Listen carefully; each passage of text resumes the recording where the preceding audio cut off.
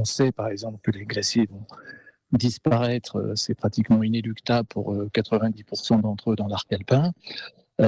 Nonobstant, il y a encore beaucoup de choses à voir et à préserver dans la montagne, et avant tout sa biodiversité, et puis ses ressources en eau, qui sont à mon avis deux sujets absolument essentiels sur l'évolution des milieux montagnards. Donc pour moi, une montagne durable, c'est une montagne dans laquelle on a suffisamment préservé les milieux pour que les gens puissent continuer à en vivre. Et c'est Audrey Bordier qui est en direct de l'espace de Michel Cros 2, le MC2 à Chamonix. Audrey, tu es en bonne compagnie.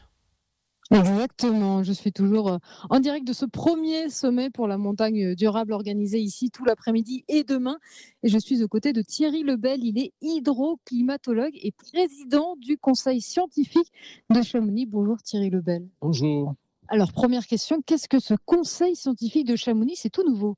Alors oui, c'est un conseil dont le maire a... Alors d'ailleurs, il faut que je précise que c'est un conseil de la communauté de communes de la vallée de Chamonix, donc c'est pas le conseil de la ville de Chamonix, c'est pour la vallée. Et donc le président de la communauté de communes a souhaité s'entourer de scientifiques pour l'éclairer sur sur un certain nombre de sujets autour de la transition écologique, de la transition environnementale dans des milieux de montagne qui sont soumis au réchauffement climatique, entre autres.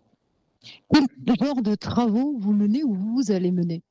Alors, je pense qu'ils seront probablement de plusieurs natures, mais ça, c'est à définir avec la collectivité territoriale concernée.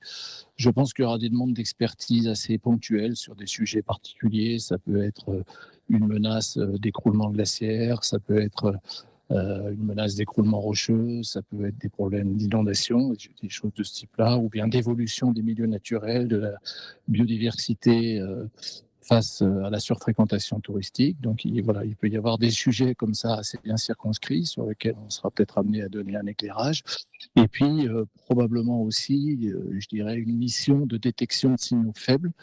De même que finalement, il y a 40 ans, quand on a commencé à dire attention, on va vers un réchauffement significatif du climat mondial, on a eu un peu du mal à mettre en alerte les décideurs. Eh bien, l'accélération du changement global, hein, pas que du climat, va poser des problèmes aux collectivités territoriales. Et je pense qu'une des missions de ce conseil scientifique, c'est de le mettre en alerte sur des problématiques émergentes.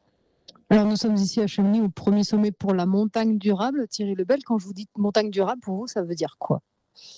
Ça, c'est une question qu'on m'a déjà posée. Il y a beaucoup d'ambiguïté derrière le mot durable, bien entendu. Mais enfin, en tout cas, il y a une acception assez générale, je pense, qui est de dire qu'on aimerait ne pas trop la dégrader, parce que c'est un milieu un peu emblématique.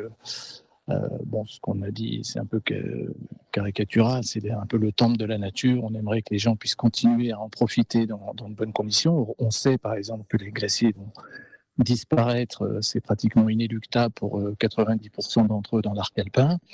Nonobstant, il y a encore beaucoup de choses à voir et à préserver dans la montagne, et avant tout sa biodiversité, et puis ses ressources en eau, qui sont à mon avis deux sujets absolument essentiels sur l'évolution des milieux montagnards. Donc pour moi, une montagne durable, c'est une montagne dans laquelle on a suffisamment préservé les milieux pour que les gens puissent continuer à en vivre, y compris d'ailleurs dans le domaine de l'agriculture, et en même temps continuer à accueillir des touristes, enfin, ou des visiteurs.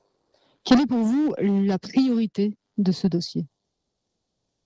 Alors, la priorité pour moi absolue, elle ne concerne pas que les milieux de montagne, elle tourne autour de la notion de sobriété. C'est-à-dire que c'est impossible d'imaginer un avenir durable pour notre planète, et pour les montagnes en particulier, si on ne change pas radicalement nos pratiques et l'empreinte finalement de l'humanité sur la planète. Et ça passe même si on a des solutions d'innovation technologique, hein, qui peuvent permettre de produire de l'énergie avec moins d'empreinte CO2, par exemple. Mais il est inconcevable qu'on puisse continuer à vivre sur cette planète en la consommant comme on la consomme aujourd'hui. Donc pour moi, le premier enjeu, il est autour de ce que serait qu'une sobriété bien comprise de nos modes de vie. Thierry Lebel, donc hydroclimatologue et président du conseil scientifique de Chamonix, qui participe cet après-midi à ce premier sommet pour la montagne durable. Merci beaucoup d'avoir été notre invité. Merci bien. Merci Audrey. Audrey, tu es sur place jusqu'à 18h donc pour ce salon, ce sommet même de la montagne durable.